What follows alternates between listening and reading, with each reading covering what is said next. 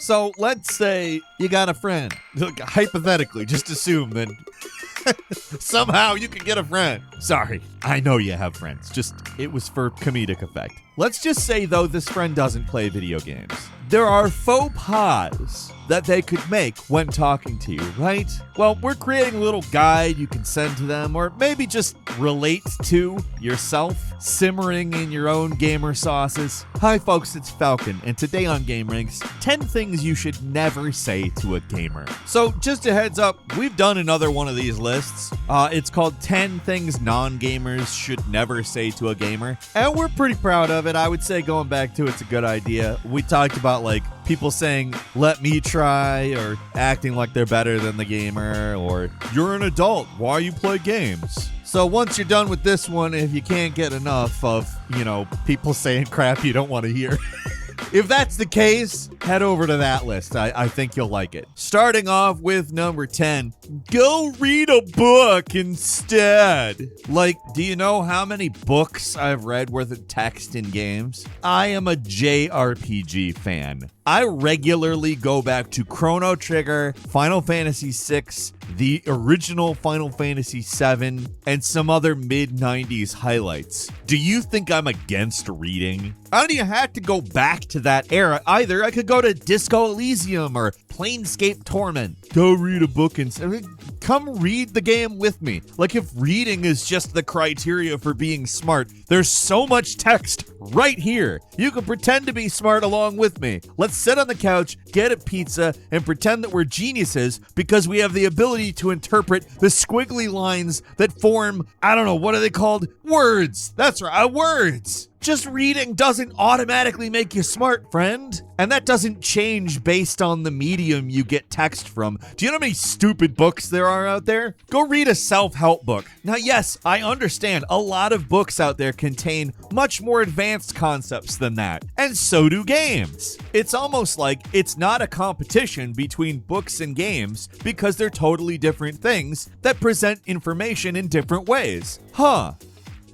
And number 9, it's just a game. Why are you so angry? I'll tell you why I'm so angry. Because I lost the game. I've been trying for like 3 hours to do this thing in the game, and I can't do it. I don't like it, and you wouldn't like it either. Have you ever tried to put together a bed or some other furniture item around the house and like put it together the wrong way and realize that you had to take it apart and put it together a second time? That's why I'm so angry.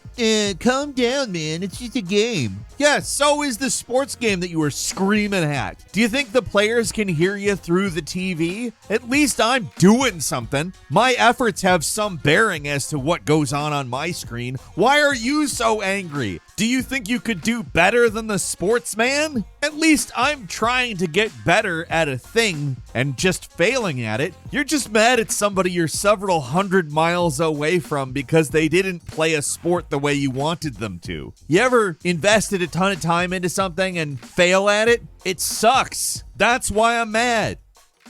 At number 8, when you're playing an online game and someone tells you to pause it, and it's like, oh, so you have no idea what I'm doing. Let's say you play Overwatch or Valorant or Fortnite or whatever. There is between 10 and 100 other people who are also playing. You can't pause it. And you'd think as we've moved into an era where a lot of people just play online games, and they probably said 100 times, like, this is an online game, there are other people playing it, I can't just pause it, that the people around the gamers might learn this and understand it. But in my experience, that is not the case. Now, it's one thing if you're an adult with kids and they need something. Yeah, put the game down, they're more important. But if it's the other way around, what the hell's going on? I've told you 100 times, Mom, I can't pause the game. There's 100 other people playing the game in different places in the entire world. I can't do anything to stop them. And then you're stuck having to hide somewhere on the map, hoping that they don't all find you. Tragic. At number 7 is, sorry, I deleted your save by mistake. Like, at this point, It is actively difficult to delete a save file. I do not really know how you could accidentally do it nowadays, but I'm sure somebody can. It used to be quite a bit easier, honestly, like in the days of the PS2 when you could just turn the thing on without a game in it and accidentally press some buttons and that's it, they're all gone. But in the era of the touchscreen, like let's say the Nintendo Switch, it is behind a couple of menus, but who really knows? Who really knows? I've seen people do dumber things. And the thing is, there are people who do it intentionally too. A parent might do it as some kind of a punishment, but act as though it was an accident. It was not.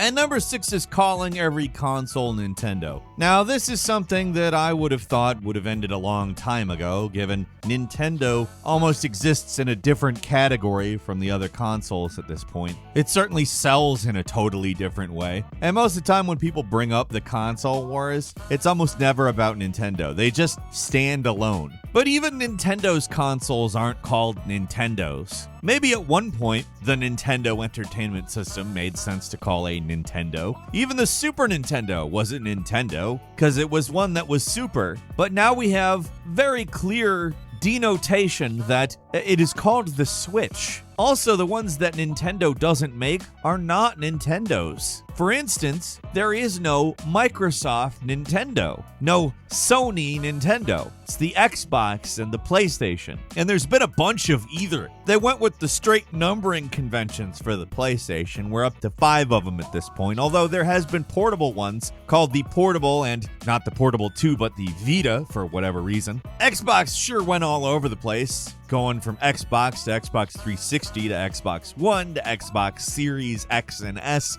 Their naming convention doesn't make any sense, but there's still been a bunch of them. Still, Mom comes in, "Oh, are you playing Nintendo, honey?" "No, Mom, I haven't played Nintendo since 1989. I'm playing Sega Genesis now." "Oh, is Sega Genesis a Nintendo?" "Ah! They're brands, Mom! There's different brands! You know the difference between Coke and Pepsi, and they taste the same! They taste exactly the same!" Oh, I know I'm gonna get somebody mad about that too. Sorry, they taste the same. And even if you don't think they taste the same, you know they taste more similar than the PlayStation and the Xbox do. Taste being metaphorical here. And number 5, kind of keeping that going, the console wars bullcrap. Yeah, they are very different experiences at this point, the Xbox and the PlayStation. In some ways, they're very similar, but in some, very different. If you have the money, it makes perfect sense to have both. Not only because they're different experiences, but because both of them also have exclusives. And that's really been cemented since Microsoft decided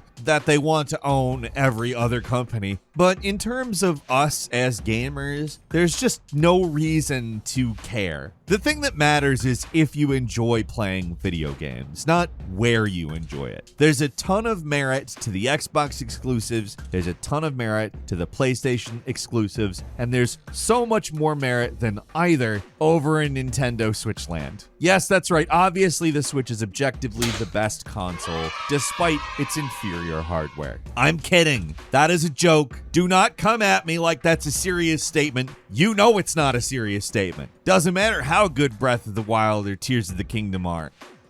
And number 4 is just put it on easy. This kind of goes along with the whole "why are you so mad" point. Like, there is a reason I am still trying to do this same boss for hour 3. It's because I want to beat it by getting good enough to beat it, by understanding this boss in the way that's necessary to beat it, not to handicap that mofo and take him down easy. What is this, real life? Yeah, in real life, obviously I'm going to want to expend as little effort as possible dispatching of my enemies. And if those weirdos are going to act in goofy patterns and have weak spots that are big glowing red balls on their back or something, that's their choice. But that's real life, and if I could choose to do it that way, I would. This is fake life. This is me learning a skill, and I'm learning that skill because I want to learn that skill. Putting it on easy changes it from what I want to do into something I don't want to do. At number 3, video games aren't art, which is thoroughly debunked at this point. If somebody can make an art installation out of a toilet by labeling it, "I am not a toilet," if that's considered art, then video games are absolutely art. And that's not a judgment of the toilet thing. The toilet thing isn't doing some bare minimum to qualify as art. There's good art and there's bad art. Art is subjective, but it's all art. That's the point. And that's exactly why video games are art. It's not some are art, they're all art. Some of them are just bad art. Some of them are corporate art. But they're all art. People who add some little creative touch to making sandwiches is art, okay? Art is the product of creative labor. And just like any other product of labor, it's not automatically good or bad. As the old phrase goes, beauty is in the eye of the beholder. And almost all art, good or bad, is also up to interpretation. This is a tired argument, and I don't understand why anybody still makes it, especially people who make art, which I assume are just jealous of the scope of a video game project or something, because it's weird, but I actually see a pretty fair number of artists say that video games aren't art. At number 2 is anything that is said when a person, whether it be your parent, your roommate, your spouse, whatever, when they walk into the room and there's a cringy cutscene going on in your game, like you're playing Bayonetta, you're playing Kingdom Hearts, or any game based on an anime that has a beach scene in it. In fact, I'm gonna go ahead and say this goes double for any sexual cringe that might be put into a game. Somebody walks in and some rail-thin woman who's heavy up top is wearing something inappropriate and saying something inappropriate, and it has now become the representation of that game to the person who just walked in. I don't want to hear anything they have to say. Not a word, because that's not why I'm playing the game. I promise. I swear to God, I'm playing it for reasons that wouldn't need an industrial strength bra to support. And finally, at number 1, do you guys not have phones? Do you guys not have phones? Yeah, you guys all have phones. And other terrible press conference quotes. You know, when Wyatt Chang was presenting Diablo Immortal in 2018, and the audience was just audibly disappointed at the thought of a mobile-only Diablo game. Hey, just was wondering, is this an out-of-season April Fool's joke? No. I mean, that's probably one of the more cringy ones. But I remember ones like going back all the way to the PlayStation 3 press conference with Ridge Racer. It's Ridge Racer. Ridge Racer. Remember that one? And the giant enemy crab. Genji 2 is an action game which is based on Japanese history. So here's this giant enemy crab. Attack its weak point for massive damage. Its weak point, you say? I should attack its weak point to damage it more? Oh, what a feature. That's something new, right? Yeah. Or when Don Matrick responded to some irritation about the Xbox One's online-only reveal by saying, Fortunately, we have a product for people who aren't able to get some form of connectivity. It's called Xbox 360. Right. So stick with 360. That's your message if you don't like it. Oh man, that sure changed things, didn't it? You really turned them around by dismissing their concerns outright. I don't know about you, but every time I'm met with skepticism in a conversation, I just shit all over the person who's expressing it, and that usually changes their mind. And that's all for today. Leave us a comment, let us know what you think. If you like this video, click like. If you're not subscribed, now's a great time to do so. We upload brand new videos every day of the week. Best way to see them first is, of course, a subscription, so click subscribe. Don't forget to enable notifications, and as always, we thank you very much for watching this video. I'm Falcon. You can follow me on Twitter at Falcon the Hero. We'll see you next time right here on Game Ranks.